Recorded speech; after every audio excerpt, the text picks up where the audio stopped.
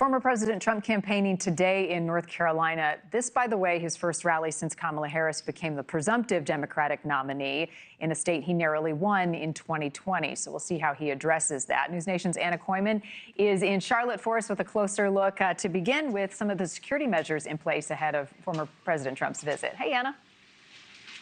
You got it, Marni. Well, there was a security sweep scheduled for 11 o'clock, so that's likely going on right now behind me in Bojangles Coliseum. But I would say the biggest and most obvious security change is the venue change. So now it's inside rather than outside venues that we've seen President Donald Trump just having these massive crowds come out to.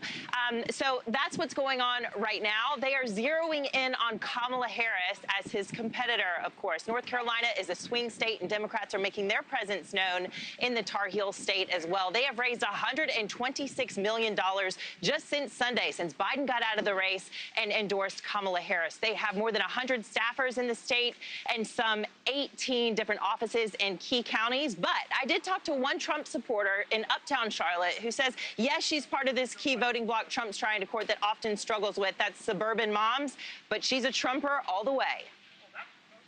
I think his policies were good. I wouldn't want to date him, but I thought he did a good job for the country. I thought we were safer when he was president.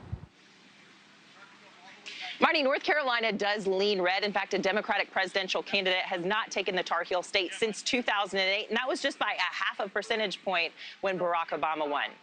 Anna, on the other side of the campaign trail, there's talk that Vice President Harris will pick a male governor from a swing state as her running mate. Could be North Carolina's Roy Cooper. At least that's what we're hearing. He may be in the top tier. Yeah, well, his name is certainly being tossed around, and the Harris campaign has tapped former Attorney General Eric Holder to really vet these potential vice presidential running mates. And one of those is the governor, Roy Cooper of North Carolina. They've appeared on the campaign trail together multiple times. He's introduced her in Greensboro and Fayetteville. They were both attorneys general, state attorneys general at the same time, and have known each other for quite a long while. I did speak to some Harris supporters, and they said it doesn't matter who she picks as her running mate, they're voting for her. I think she's new. I think she has energy. I think she has a sense of justice. And I think she's going to work for the average person. I don't think Trump is going to do that. I think Trump works for the rich people. I'm just super thrilled that there's a female that's kind of getting into that position of power, that office seat that, I would love to have that woman president to kind of represent our country and all of us.